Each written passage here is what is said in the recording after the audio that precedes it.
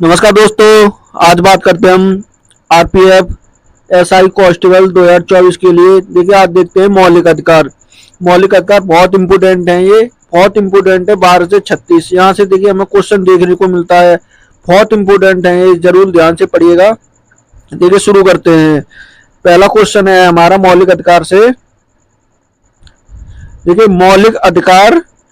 मौलिक अधिकार किस देश के संविधान से लिए गए हैं? मौलिक अधिकार किस देश के संविधान से लिए गए हैं, हमारा पहला क्वेश्चन है। तो ये किस देश के संविधान से लिए गए हैं? तो ये लिए गए किससे? अमेरिका के संविधान से। कहा? यूएसए से। किससे? यूएसए के संविधान से ये लिए गए हैं। बहुत इंपोर्टेंट है, ध्यान से पढ़िएगा। देखिए क्वेश्चन नंबर 2। क्वेश्चन नंबर 2 क्या कहता है?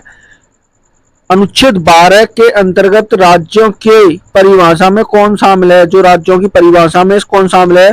क्या देखिए केवल केंद्र सरकार या राज्य सरकार, केंद्र और राज्य सरकार दोनों, या कोई नहीं? तो कौन शामिल है इसमें? इसमें शामिल है कुछ, सही कौन सा हुआ? सी। कौन? केंद्र व राज्य सरकार दोनों शामिल हैं। केंद्र व राज्य सरकार दोनों शामिल हैं। देखिए प्रश्न नंबर 3। अनुच्छेद 14 के अंतर्गत सभी नागरिकों को क्या दिया गया है? अनुच्छेद 14 के अंतर्गत सभी नागरिकों को क्या दिया गया है? तो 3 का सही आंसर क्या हुआ? क्या ए समानता का अधिकार, स्वतंत्रता का अधिकार, शिक्षा का अधिकार या धार्मिक स्वतंत्रता? क्या दिया गया है? प्रश्न नंबर 3 का सही आंसर क्या होगा? तो इसका सही आंसर क्या है? क्या दिया गया? समानता का अधिकार। क्या? समानता का अधिकार दिया गया है। क्या? समानता का अधिकार दिया गया है। देखिए अगला क्वेश्चन नंबर 4। क्वेश्चन नंबर 4 देखते हैं। क्वेश्चन नंबर 4 क्या कहता है? अनुच्छेद 15 के किस प्रकार के भेदभाव का प्रतिबंध करता है? अनुच्छेद 15 है, उसमें क्या दिया रखा है? किस प्रकार के भेदभाव को वो दूर करता है? क्या जाति, धर्म, लिंग और रंग, लिंग व उम्र, संपत्ति का धन, या ए और बी दोनों? क्या इसका सही आंसर क्या होगा? तो इसका सही आंसर है क्या है? डी, ए और बी व दोनों। क्या देखिए जाति, धर्म, लिंग, रंग आदि पर आप कोई भेदभाव नहीं कर सकते। अनुच्छेद 15 क्या कहता है? कि छुआछूत का अंत। क्या? छुआछूत का अंत अनुच्छेद 15 कहता है। देखिए प्रश्न नंबर 5। प्रश्न नंबर 5 क्या कहता है? अनुच्छेद 16 का क्या प्रावधान है? अनुच्छेद 16 का प्रावधान क्या है? क्या समान अवसर का अधिकार, सामाजिक सुरक्षा, रोजगार का अधिकार या व्यक्तिगत स्वतंत्रता? 5 का सही आंसर क्या होगा? जल्दी बताइए। तो क्या है इसमें? समान अवसर का अधिकार। क्या है? समान अवसर का अधिकार है। छेद किसमें? 16 में। देखिए क्वेश्चन नंबर 6। क्वेश्चन नंबर 6 क्या कहता है? मौलिक अधिकार संविधान के किस भाग में है? संविधान के किस भाग में है मौलिक अधिकार? क्या भाग 4 में है, भाग 7, भाग 1, भाग 3? किस में है? तो ये किस में है? भाग 3 में। किस में है? भाग 3 में है। मौलिक अधिकार किस में? भाग 3 में। देखिए प्रश्न नंबर 7। प्रश्न नंबर 7 क्या कहता है? अनुच्छेद 19 के अंतर्गत कितने प्रकार के अधिकार दिए गए हैं? अनुच्छेद 19 के तहत कितने प्रकार के मौलिक अधिकार दिए गए हैं? क्या 4 दिए गए हैं, 5, 6 या 7? कितने दिए गए हैं? क्वेश्चन नंबर 7 का सही आंसर क्या होगा? तो कितने हैं? 6 हैं। 6 हैं, लेकिन अभी 6 हैं। पहले कितने थे? जब संविधान बना था, लागू हुआ था, तब 7 थे। लेकिन एक जो संपत्ति का अधिकार होता है, संपत्ति का अधिकार, वो खत्म कर दिया, तो अब कितने रह गए?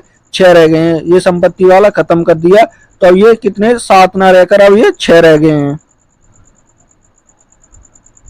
देखिए क्वेश्चन नंबर 8। क्वेश्चन नंबर 8 क्या कहता है? अनुच्छेद 21 का मुख्य विषय क्या है? अनुच्छेद जो 21 है उसका मुख्य विषय क्या है? क्या उसमें स्वतंत्रता का अधिकार है, जीवन और व्यक्तिगत स्वतंत्रता का अधिकार है, समानता का अधिकार है या शिक्षा का अधिकार है? उसमें 21 में किस बात की चर्चा की गई है? तो उसमें क्या है? इसका सही आंसर क्या होगा 8 का? तो इसका सही आंसर है बी। क्या? बी। क्या है? जीवन और व्यक्तिगत जीने की आजादी है। प्राण प्राण एवं देह की स्वतंत्रता दी गई है अनुच्छेद 21 में। तो क्वेश्चन नंबर 9, ये प्रश्न नंबर 9 क्या कहता है? प्रश्न नंबर 9 कहता है अनुच्छेद 22 के अनुसार किसी व्यक्ति को कितनी अवधि तक हिरासत में रखा जा सकता है बिना उसे न्यायालय पेश में किए गए? देखिए, जो आदमी को गिरफ्तार कर लिया गया उसे बिना न्यायालय यानी कोर्ट तक पहुंचाए उसे कितने वक्त तक आप रख सकते हो? तो इसमें कितने वक्त तक? क्या 24 घंटे तक, 48 घंटे तक, 72 घंटे तक या 96 घंटे तक? तो कितने समय तक रख सकते हैं हम?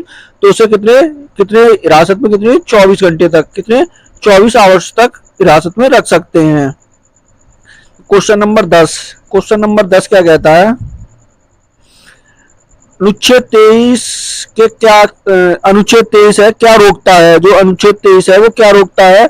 तो क्या बाल श्रम को रोकता है, वेश्यावृत्ति और मानव तस्करी को रोकता है, दासता और यह उपयुक्त सभी? तो क्या रोकता है? क्वेश्चन नंबर 10 का क्या सही आंसर होगा? तो इसका सही आंसर क्या होगा? डी। क्या? डी, यह सभी रोकता है। वो देखिए, बलाश्रम भी रोकता है, वेश्यावृत्ति और मानव तस्करी और दास्ता, जो बिना वेतन के आप काम करवाते हैं उसे दास्ता कहते हैं, उसे भी अनुच्छेद 23 के तहत रोका जाता है।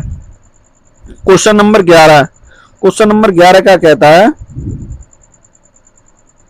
अनुच्छेद 24 में किस बात का प्रावधान किया गया है? अनुच्छेद 24 में किस बात पर ज्यादा जोर दिया गया है? तो क्या बाल श्रम निषेध पर, समानता का अधिकार पर, या 14 वर्ष से कम आयु के बच्चों को खतरनाक काम पर रोकने के लिए, या शिक्षा का अधिकार? क्या दिया गया है अनुच्छेद 24 के अंतर्गत? देखिए क्या है इसमें, 14 वर्ष से कम उम्र के बच्चों के लिए जो खतरनाक काम होता है उसमें रोक है। कितने? 14 वर्ष से कम बच्चों के लिए। क्वेश्चन नंबर 12, क्वेश्चन नंबर 12 क्या कहता है?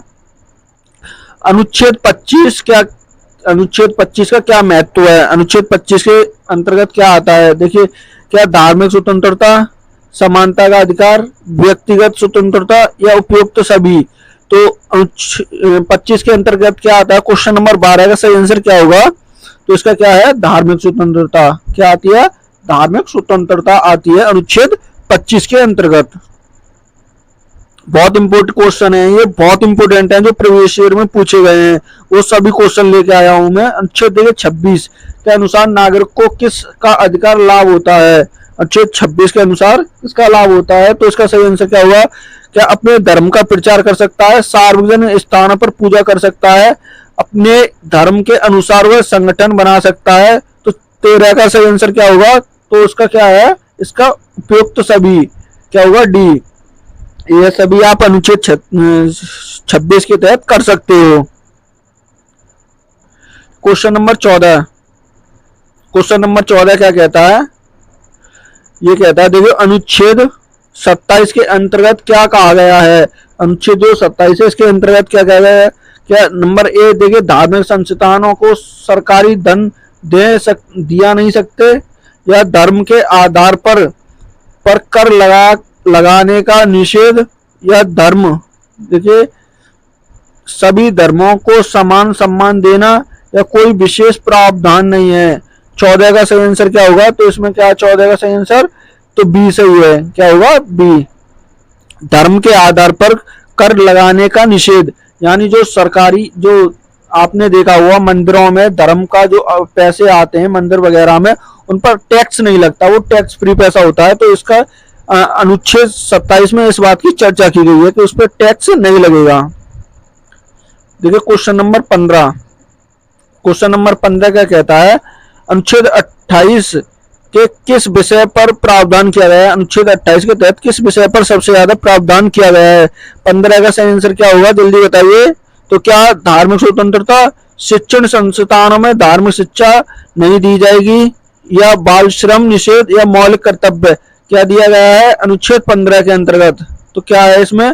देखिए शैक्षणिक संस्थानों में धार्मिक शिक्षा नहीं दी जाएगी। जो सरकारी स्कूल, कॉलेज, दफ्तर होते हैं उसमें क्या होती है? धार्मिक शिक्षा, धर्म की शिक्षा नहीं दी जाएगी, अनुच्छेद 28 के तहत कहा गया है। देख क्वेश्चन नंबर 16, क्वेश्चन नंबर 16 क्या कहता है? क्वेश्चन नंबर 16 क्या कहता है, अनुच्छेद अनुच्छेद 29 के अनुसार अधिकार दिया गया है। कौन सा अधिकार दिया गया है अनुच्छेद 29 के तहत? क्या सांस्कृतिक अधिकार है, धार्मिक अधिकार है, भाषाई आधार अधिकार है?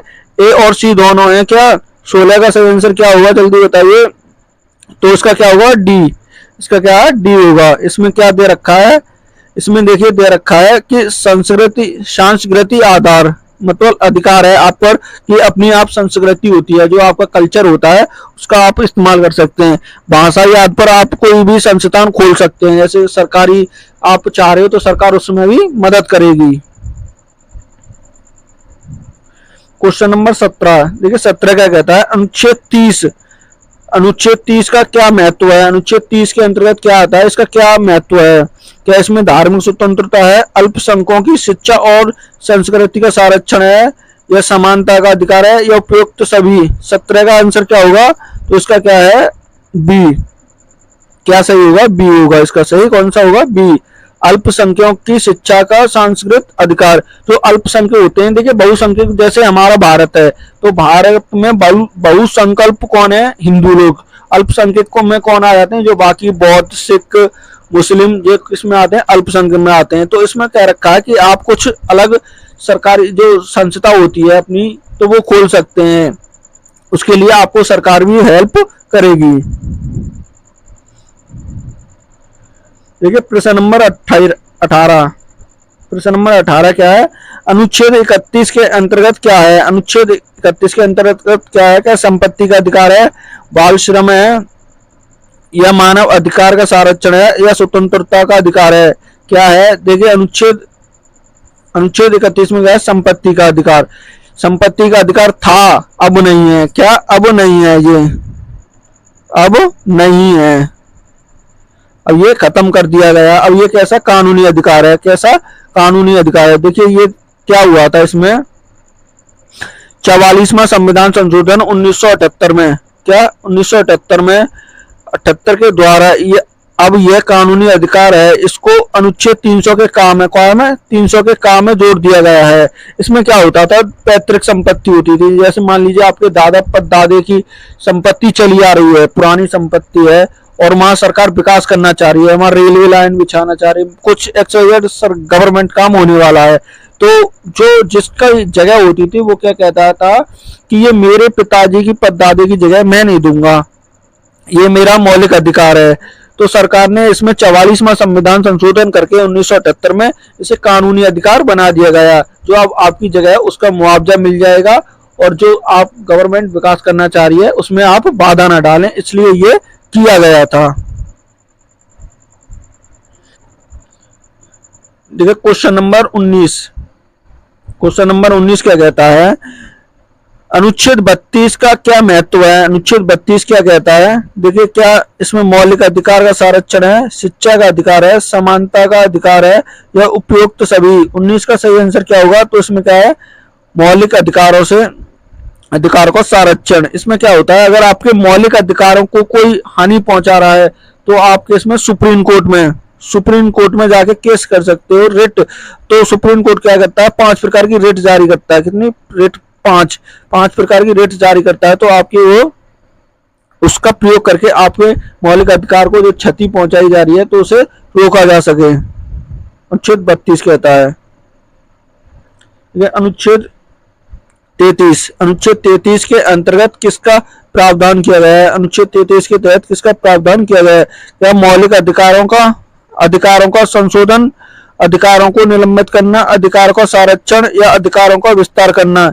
क्या है 20 का सही आंसर क्या होगा, जल्दी बताइए। तो इसका क्या है, मौलिक अधिकारों का निलंबन करना। इसमें क्या देखिए, मौलिक अधिकारों को निलंबित करना कैसे, ये समझ, जैसे मान लीजिए देश में कोई आपातकाल की स्थिति आ गई, या वहां कोई सेना का कुछ काम चल रहा है, तो वहां पर आपके मौलिक अधिकार को कम कर दिया जाएगा, हो सकता है तो बिल्कुल समाप्त कर दिया है कुछ समय के लिए। तो इसमें अनुच्छेद 33 के तहत यही कहा गया है कि सैन्य अवस्था में आपके मौलिक अधिकारों को समाप्त या कम कर दिया जाएगा। देखिए क्वेश्चन नंबर 21। क्वेश्चन नंबर 21 क्या कहता है, अनुच्छेद 34 क्या प्रावधान है, अनुच्छेद 34 के तहत क्या आता है? क्या आपातकाल स्थिति में अधिकारों को निलंबित किया जाएगा, या भूमि अधिग्रहण का अधिकार, मौलिक कर्तव्य का उल्लंघन, या सभी? तो 21 का सही आंसर क्या होगा? ए होगा। क्या होगा? ए। आपातकालीन स्थिति में अधिकारों को निलंबित कर दिया जाएगा। देखिए क्वेश्चन नंबर 22, अनुच्छेद 35 का क्या महत्व है? अनुच्छेद 35 क्या कहता है? इसमें देखिए समझते हैं।